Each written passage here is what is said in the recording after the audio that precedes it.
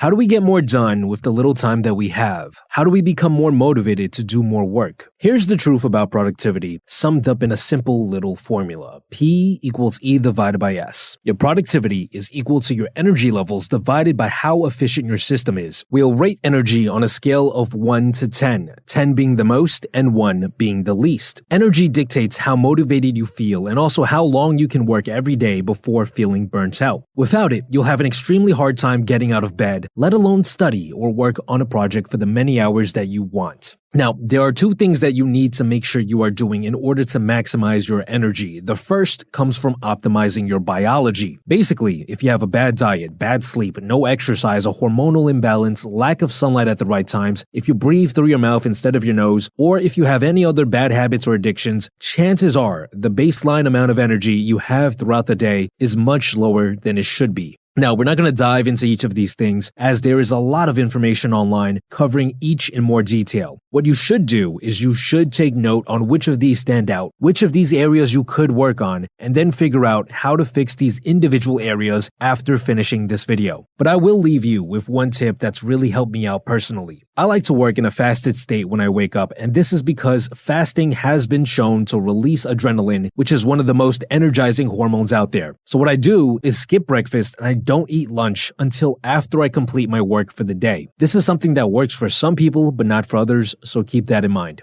Now, the second thing you need in order to maximize your energy is passion. You see, when you enjoy doing something, energy gets generated during the act of doing. This happens because neurotransmitters like dopamine are released while you are studying a subject that you enjoy or working on a project that you're obsessed about. Every little milestone you reach or new piece of information you come across releases more dopamine, and this dopamine ends up motivating you to work even more. It literally gives you more energy. That's why so many of us are able to play video games for 8 hours straight, but can't seem to study for just an hour. Playing video games is an enjoyable task that releases dopamine every few minutes, which energizes us and keeps us playing. Now, I know some of you might be thinking, well, what if I'm not passionate about the thing I have to work on? Well, there are some ways you can trick yourself to enjoy the process more, such as temptation bundling, which is when you do something enjoyable while doing something less enjoyable. For example, eating food while studying a boring subject. You could also give yourself rewards more often by doing something like the Pomodoro technique, where you work for 25 minutes and then take a 5-minute break and reward yourself during those 5 minutes. And finally, you could reframe your work as something that has a higher purpose, something that is extremely meaningful, such as convincing yourself that studying to become a doctor will bring your family above the poverty line.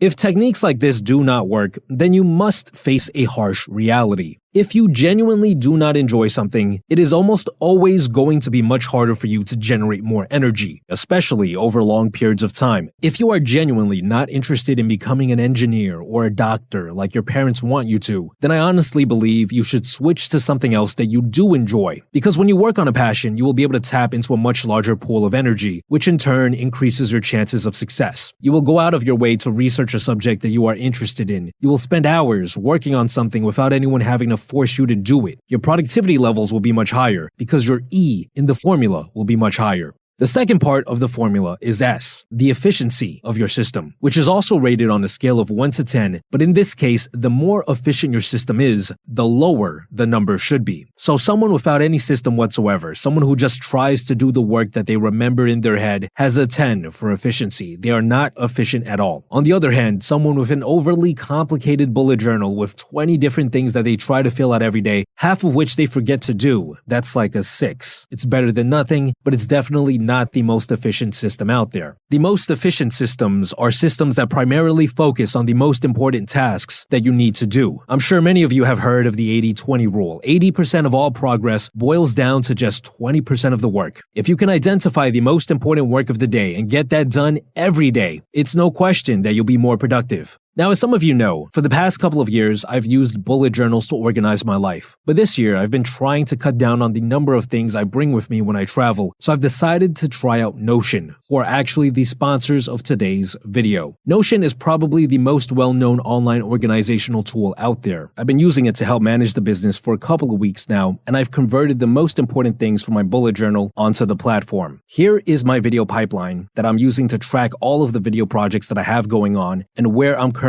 at in the timeline for each of them. Here is my research page where I take notes on all the topics I'm currently researching and thinking about, which I eventually might use to create the scripts for future videos. Here are my daily to-dos. This used to take up the majority of space in my old bullet journal. It covers all of the tasks I need to do every day. It helps me remember to send emails and do other smaller tasks, which I would definitely forget if I didn't add them. I also use this section like a calendar, which gives me a bigger picture of what's coming up in the future. There are many real-life events nowadays that I have to attend, and it certainly helps to zoom out and be able to see everything from afar so I don't miss anything. I also use this as a quick way to jot down what I've done each day, which is something I used to do in my bullet journal as well. As you can see, it's fairly easy to toggle between the different tabs and update it with any new information, and Notion is very similar to a bullet journal. It's basically the digital version of one. You can do just about anything you want inside, and the great thing about it is that it comes with dozens of templates that you can simply click, use, and edit to however you like. You can even use it to track habits you are building, goals that you want to hit, and much, much more. Notion is an amazing tool that helps you dream, plan, work, and build. You can get started for free and create a new Notion workspace page using the link in the description box below.